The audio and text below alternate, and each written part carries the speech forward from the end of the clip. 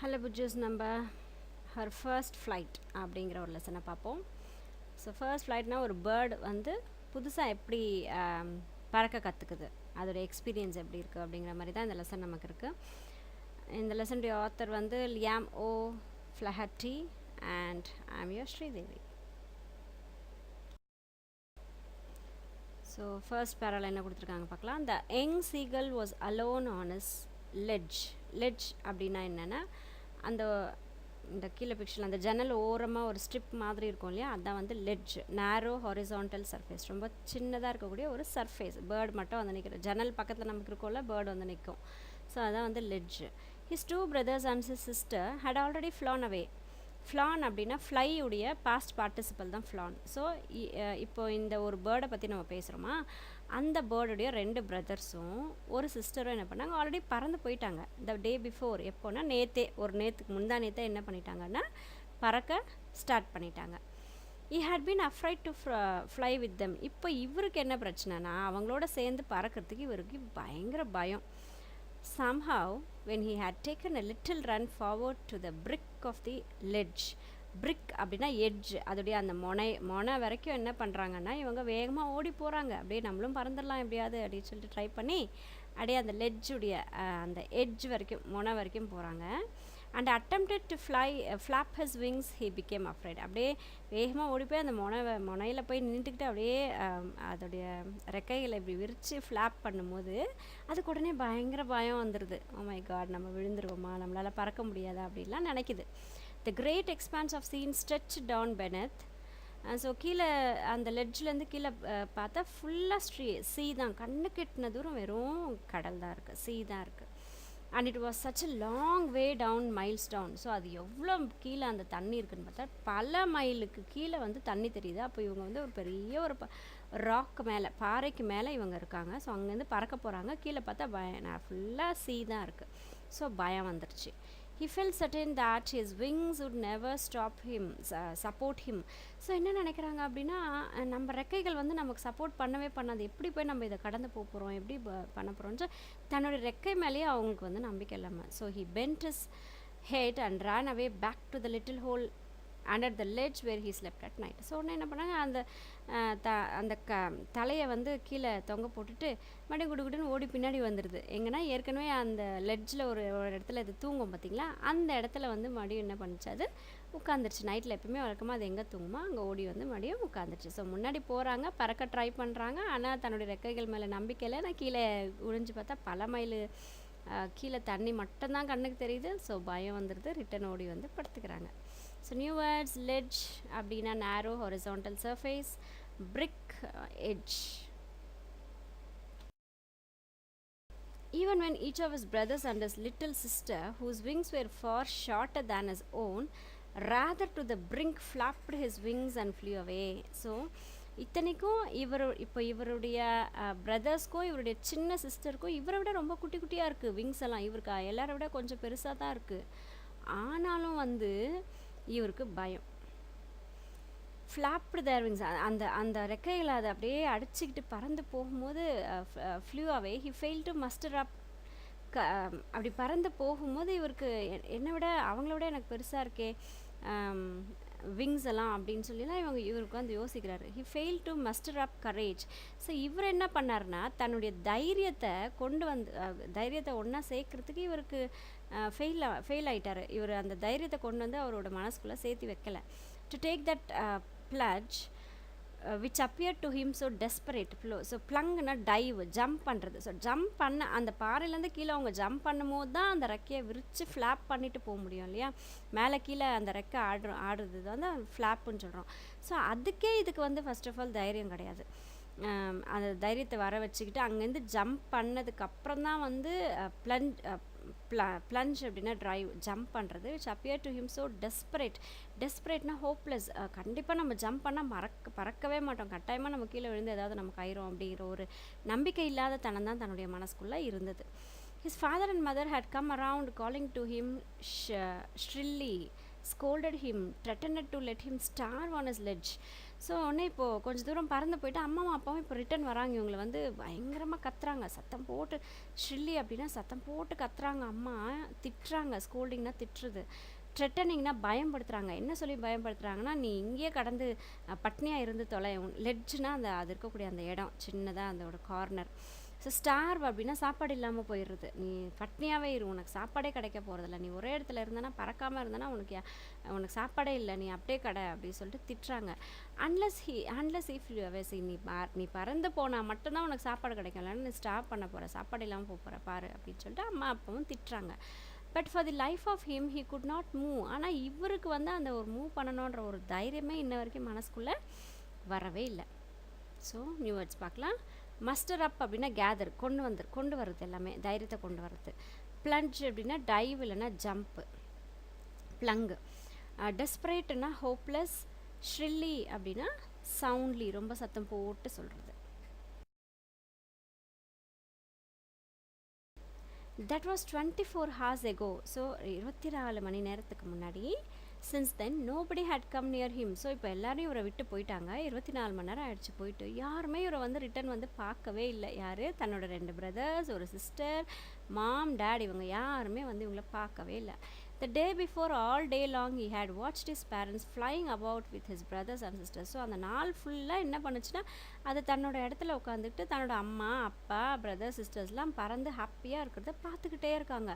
பெர்ஃபெக்டிங் them in the art of flight. So இவங்க அம்மா அப்பா என்ன பண்ணுறாங்கன்னா, அந்த குட்டி பேர்ட்ஸ்க்கு வந்து சொல்லிக் கொடுக்குறாங்க, இப்படி அப்படி பறக்கணும், எல்லாம் பர்ஃபெக்ட் பண்ணுறாங்க. அதாவது நீ இந்த தப்பு செய்கிற, அதனால தான் உன்னால் ஃப்ளை பண்ண முடியல அப்படின்னு சொல்லிட்டு அம்மா வந்து அப்பா இப்போ பர்ஃபெக்ட் பண்ணிகிட்ருக்காங்க, டீச் பண்ணிகிட்ருக்காங்க. Teaching them how to swim the waves. So அதே மாதிரி அந்த கடலில் அலைகள் வரும்போது, அந்த அலைகள் வரும்போது தன்னை எப்படி காப்பாற்றிக்கணும், and how to dive for fish, எப்படி கடலுக்குள்ளே போயிட்டு மீன் எடுத்துகிட்டு வந்து சாப்பிடணும். இத்தனை விஷயங்களும் வந்து அம்மா அப்பா என்ன பண்ணுறாங்கன்னா, பிரதர்ஸ்க்கும் சிஸ்டர்ஸ்க்கும் சொல்லி கொடுத்துட்ருக்காங்க. இத்தனை விஷயத்தையும் ஒரு அந்த பெரிய பாறாங்களுக்கு மேலே நின்றுக்கிட்டு எல்லாத்தையும் பார்த்துக்கிட்டு இருக்காரு. என்னெல்லாம் சொல்லித்தராங்க, எப்படி பறக்கணும், எப்படி அந்த கடலுக்கு மேலே வந்து அந்த அலைகள் வரும்போது ஸ்கிம் பண்ணணும், அப்புறம் எப்படி ஃபிஷ்ஷை போய் எடுத்துகிட்டு வரணும், இதெல்லாம் வந்து டீச் பண்ணிகிட்ருக்காங்க. He had in fact since his old brother catch his first herring and devour it. So இதில் ஒரு பெரிய ஒரு உண்மை என்னென்னா, அவருடைய பெரிய தம்பி என்ன பண்ணுறான் அப்படின்னா, ஃபஸ்ட்டு அவரே போயிட்டு ஒரு ஃபிஷ்ஷை பிடிச்சிட்டு வந்து சாப்பிட்றாராம்மா. ஹெர்ரிங் அப்படின்னா அது ஒரு வகையான மீனுடைய வகை தான் வந்து ஹெர்ரிங். டீவோர் அப்படின்னா சாப்பிட்றது. ஸோ தானே கஷ்டப்பட்டு ஒரு மீனை பிடிச்சி சாப்பிட்ற காட்சியெல்லாம் இவர் உட்காந்து பார்க்குறாரு, standing on the rock. So rock மேலே நின்றுட்டே பார்க்குறாங்க. while his parents circled around raising a proud cackle. So இவர் அந்த மீன் எடுத்துகிட்டு போய் அந்த பாறாங்கல் ராக் மேலே உட்காந்து சாப்பிட்றத பேரண்ட்ஸ் என்ன பண்ணுறாங்கன்னா, சர்க்கிளாக ரவுண்டாக நின்றுக்கிட்டு அவர் வந்து ப்ரைஸ் பண்ணுறாங்க, வாழ்த்துறாங்க. வெரி குட், நீ மீன் பிடிக்க கற்றுக்கிட்ட, அவனோட ஃபுட்டை நீ வந்து சாப்பிட கற்றுக்கிட்ட, பிடிச்சி சாப்பிட கற்றுக்கிட்டேன்னு சொல்லிட்டு சந்தோஷமாக அவங்க வந்து கேக்கிள் அப்படின்னா சிரிக்கிறது, சத்தம் போட்டு சிரிக்குவாங்களே. ஸோ எல்லோரும் சந்தோஷமாக சிரிச்சுக்கிட்டே அவங்கள வந்து என்கரேஜ் பண்ணுறாங்க, அவருடைய ஓல்டர் பிரதரை.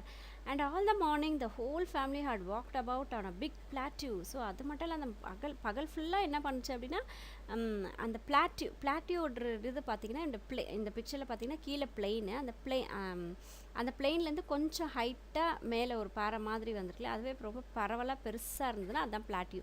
இப்போ நம்ம தமிழ்நாடுலாம் பார்த்திங்கன்னா டெக்கான் பிளாட்யூ மேலே தான் இருக்குதுன்னு சொல்லி நம்ம படிச்சிருப்போம் இல்லைங்களா ஜியாகிரஃபியில். ஸோ அது பிளாட்யூன்றது அந்த ஃப்ளாட் சர்ஃபேஸ்க்கு கொஞ்சம் ஹைட்டாக இருக்கக்கூடிய ஒரு இடம், அதுதான் வந்து பிளாட்யூ. ஸோ அந்த பிளாட்யூவில் என்ன பண்ணுறாங்கன்னா, பகல் ஃபுல்லாக இவங்க ஜாலியாக வாக் பண்ணிவிட்டு ஆடிக்கிட்டு இருக்காங்க. Midday down the opposite cliff லாஃபிங் அட் ஹிஸ் கோவர்டைஸ். ஸோ அடிக்கடி நடுவில் என்ன பண்ணுவாங்களா, இவனுடைய கோவர்டு அப்படின்னா தைரியம் இல்லாத தனத்தை, இவருடைய தைரியம் இல்லாத தனத்தை அடிக்கடி வந்து என்ன பண்ணுவாங்களா, எல்லோரும் வந்து சிரிச்சிட்டு அவனை கிண்டல் பண்ணிக்கிட்டு போயிட்டுருக்காங்களாம்மா. So new words. ஸ்கிம் அப்படின்னா கோ த்ரூ தி ஏர், அந்த காற்றுல எப்படி அந்த அலைகள் வரும்போது எஸ்கேப் ஆகணும் தண்ணியில் படாமல். ஹெர்ரிங் அப்படின்னா கைண்ட் ஆஃப் ஃபிஷ், ஒரு ஃபிஷ்ஷுடைய வகை. Devour eat, cackle laugh soundly, cowardice lack of bravery, so தைரியம் இல்லாத தனம். The sun was now ascending the sky. அசெண்டிங்னா என்னது, சின்னதுலேருந்து பெருசாகிறது இல்லையா. ஸோ இப்போ சூரியன் வந்து ரைஸ் ஆகிறாரு. Blazing warmly on his ledge that face the south. So south பக்கமாக தன்னுடைய லெட்ஜ் ஃபேஸ் பண்ணுறது. பிளாசிங் அப்படின்னா ஹீட் கொடுக்குறது, நிறைய ஹீட் கொடுக்க ஆரம்பிக்குது. he felt the heat because he had not eaten since the previous midfall. So அந்த ஹீட் வந்து அவருக்கு உணர்றாரு. ஏன் அப்படின்னா முன்னாடி நாள் நைட் வந்து இவர் எதுவுமே சாப்பிடவே இல்லை, அதனால் அந்த ஹீட்டை வந்து தன்னால் உணர முடியுது, பசியோடு இருக்காரு அப்படின்றத சொல்கிறாங்க அந்த லைனில்.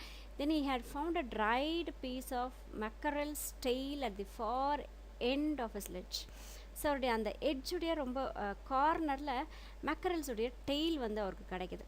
ஸோ ஒரு இதோட டெய்ல் கிடைக்குது, கொஞ்சம் தூரத்தில் இருக்குது அந்த லெட்ஜுடைய கொஞ்சம் தூரம், ஃபார்னா தூரம். ஸோ அங்கே வந்து கிடைக்குது. Now there was not a single scrap of food left. ஆனால் இப்போது ஒரு சின்ன ஒரு ஸ்க்ராப், ஒரு சின்ன ஒரு ஃபுட்டு கூட அந்த இடத்துல இல்லவே இல்லை அது சாப்பிட்றதுக்கு. he had searched every inch rooting among the rough dirt caked straw. So எவ்வளவோ தேடி பார்க்குறாங்க, தேடி பார்த்து ஒவ்வொரு இன்ச்சாக கூட தேடி பார்க்குறாங்க. எங்கெல்லாம் தேடுறாங்கன்னா அந்த பில்லு மாதிரி இருக்கும், அந்த முட்டையிடுறதுக்காக பில்லு மாதிரியெல்லாம் செட் பண்ணியிருக்கோம் இல்லையா நெஸ்ட்டு, அதுக்கப்புறம் தானே முட்டையிடும். ஸோ அதில் ஃபுல்லாக அதுதான் வந்து டர்ட் கேக்குடு ஸ்ட்ரான்றது அந்த பில்லு. ஸோ இங்கே டர்ட் கேக்குதுன்னா அங்கே அப்படியே அழுக்கழுக்காக இருக்கும் இல்லையா, அதான் டேர்ட் அந்த நெஸ்ட்டுக்குள்ளே தேடிக்கிட்டு இருக்காங்க இவங்க ஏதாவது ஃபுட்டு கிடைக்குதான்னு. Where he and his brothers and sisters has been hatched. So எந்த இடத்துல அவங்க முட்டையிலேருந்து வெளியே வந்தாங்களோ அந்த இடத்துல இப்போ ஏதாவது ஃபுட்டு கிடைக்குதான்னு சொல்லிட்டு அவங்க தேடிட்டு இருக்காங்க. He even gnawed at the dried piece of eggshell. gnawed அப்படின்னா கடிச்சு சாப்பிட்றது, சீவ் பண்ணுறது. ஸோ அந்த காஞ்சி போன எக்கோட ஷெல் இருக்கும் இல்லையா, அதை கூட எடுத்து சாப்பிட ட்ரை பண்ணிட்டாராம்மா அவர். It was like eating a part of himself. அது எப்படி இருந்ததுன்னா தன்னுடைய பார்ட்டை ஏதோ எடுத்து இவர் சாப்பிட்ற மாதிரி அவருக்கு ஒரு ஃபீலிங் வந்துருச்சாம்மா. ஸோ நியூ வேர்ட்ஸ் பார்த்துலாம் பாருங்க. பிளேஸ், ஃபயர், லெட்ஜ், சில்லுன்றது இப்போ அந்த மேலே பூனை உட்காண்ட்ருக்கு இல்லையா அந்த ஜன்னலுடைய அந்த ஒரு பகுதி, அதுதான் சில். டர்ட் கேக்குனா அமெரிக்கன் டெசர்ட், ஒரு கேக் மாதிரி இருக்கக்கூடிய ஒரு இது. ஸ்ட்ரா அப்படின்றது ட்ரைட் ஸ்டாக் ஆஃப் கிரெயின்ஸ், இந்த பில் சொல்லுவோம் இல்லையா அதுதான் ஸ்ட்ரா. gnawed அப்படின்னா byte, கடிக்கிறது. He then trotted back and forth from one end of the ledge to the other. So இப்போ என்ன பண்ணுறாரு அப்படின்னா ட்ராட் அப்படின்னா மல்லமாக நடக்கிறது, ஸ்லோவாக நடந்து போய் ஸ்லோ மோஷனில் நடந்து போயிட்டு வருது. உடனே என்ன பண்ணுறாரு அந்த லெட்ஜுடைய அந்த பக்கம் முன்னையும் பின்னையும் என்ன பண்ணுறாரு சார் வாக்கிங் போகிறாராமா பறக்காமல்.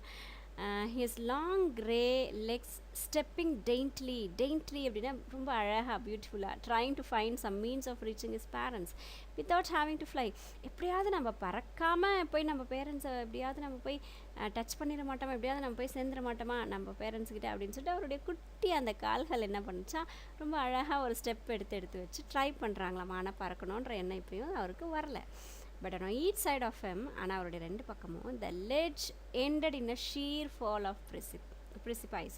Precipiceனா ராக் ஃபேஸ், ராக்குடைய அந்த மேல் பகுதி இருக்கும் இல்லையா அதுதான் வந்து precipice. ஸோ அதோடைய ஷீர் அப்படின்னா ஒன்றுமே இல்லாத அந்த ராக்குடைய ஃபேஸ். இப்போ இவங்க நடக்க அதோடைய எட்ஜ் தான் வந்து இவர் வந்து டச் பண்ணுறாரு, அதோடைய எண்டுக்கு தான் வராரு வித் தி சி பெனிட். ஸோ அது முடிஞ்சிச்சு, அந்த ராக்குடைய ஃபேஸ் முடிஞ்ச உடனே கீழே எட்டி பார்த்தா என்ன இருக்காங்க, சி தான் இருக்குது, பெனித்துனா கீழே. And between him and his parents there was a deep wide crack. So இந்த பக்கம் பாறையில் இவர் இருக்கார், அந்த இன்னொரு பாறையில் பார்த்திங்கன்னா அவருடைய பேரண்ட்ஸும் அவருடைய பிரதர் சிஸ்டர்ஸும் இருக்காங்க. ஸோ அவங்களுக்கு நடுவில் இப்போ என்ன இருக்குன்னா பெரிய ஒரு கிராக்கு, அங்கே தான் கடல் இருக்காமா. ஸோ எப்படி இப்போ இதை கடந்து நம்ம எப்படி போக போகிறோம் நம்ம பேரண்ட்ஸ்கிட்டையும் நம்ம பிரதர்ஸ்கிட்டையும் அப்படின்னு சொல்லிட்டு இவர் யோசிச்சுட்டு இருக்காரு உட்காந்துட்டு. New words trotted, run at a moderate பேஸ்னால் ஸ்லோவாக அப்படியே வாக் பண்ணுறது. டெய்ட்லி அப்படின்னா ரொம்ப பியூட்டிஃபுல்லாக ரொம்ப சாமிங்காக. Sheer nothing other than, so வேறு வழியே இல்லைப்பா, வேறு எதுவுமே இல்லைப்பா இங்கே அப்படின்றது ஷீர். ப்ரிசிபைஸ்ன்றது ராக்குடைய அந்த face. Surely he could reach them without flying if he could only move northwards along the cliff face. So இப்போது அப்படி ஒரு வேளை பிளான் பண்ணலாம், நம்ம பறக்காமல் எப்படியாவது போய் பேரண்ட்ஸை மீட் பண்ணிடலாம் அப்படின்னு நினச்சா நார்த் சைடு அவருடைய அந்த கிளிஃபில் அவர் இருக்கக்கூடிய அந்த லெட்ஜில் வந்து நார்த் பக்கமாக போனால் என்ன பண்ணுறது, ஃப்ளை பண்ணாமல் போய் ரீச் பண்ணிடலாம். But then on what could he walk? Okay, அப்போ எது மேலே அவர் இப்போ எப்படியும் நடக்க முடியும்? there was no ledge and he was not a fly. So ஒரு குறிப்பிட்ட தூரத்துக்கு அப்புறம் லெட்ஜும் இல்லை, அதுக்கப்புறம் எப்படி நம்ம வாக் பண்ண முடியும்? இவரால் பறக்கவும் மாட்டாராம்மா இவர். ஸோ ஆக மொத்தம் என்ன பண்ண முடியும் அப்படின்னு சொல்லிட்டு பயங்கர கன்ஃபியூஷனில் சார் வெயிட் பண்ணிகிட்ருக்காரு. And above him he could see nothing. அவருக்கு மேலே பார்த்தா ஒன்றுமே இல்லை. த precipice was sheer. precipiceனா அந்த ராக், அந்த பாறையோட மேல் பகுதி. ஸோ அது இப்போ ஒன்றுமே இல்லாமல் வெற்றிடமாக தெரியுது. அந்த top of it was perhaps farther away than the sea beneath him. So அவருடைய அந்த டாப் கூட பார்த்திங்கன்னா கடலை விட்டு ரொம்ப தூரமாக இருக்க மாதிரி அவருக்கு ஒரு ஃபீல் வருது. He stepped slowly out to the brick of the ledge. brickனா முனை, அந்த முனை சொல்லி அந்த எட்ஜ் கார்னரில். ஸோ இப்போ என்ன பண்ணுறாரு, கொஞ்சம் கொஞ்சமாக மல்லமாக அந்த லெட்ஜுடைய அந்த கார்னரில் போகிறாரு. And standing on one leg with the other leg hidden. So எப்படி நிற்கிறாருன்னா, ஒரு காலை எடுத்துகிட்டு போய் இன்னொரு காலோட ஒரு காலில் நின்றுட்டு இன்னொரு காலில் வந்து ஹிட்டட் அண்டர் இஸ் விங்ஸ். ஸோ இன்னொரு காலை என்ன பண்ணுறாருன்னா, தன்னுடைய ரெக்கைக்கு கீழே போயிட்டு ஒளிச்சு வச்சுக்கிறாரு. ஒரு காலை நிற்கிறாரு, இன்னொரு காலில் எடுத்து ரெக்கை, அந்த பேர்ட்ஸ் ஒரு கால் தூக்கி மடக்கி நிற்கும் இல்லையா, அந்த மாதிரி நிற்குது. ஹி க்ளோஸ்ட் ஒன் ஐ, ஒரு கண்ணை க்ளோஸ் பண்ணிக்கிட்டாரு.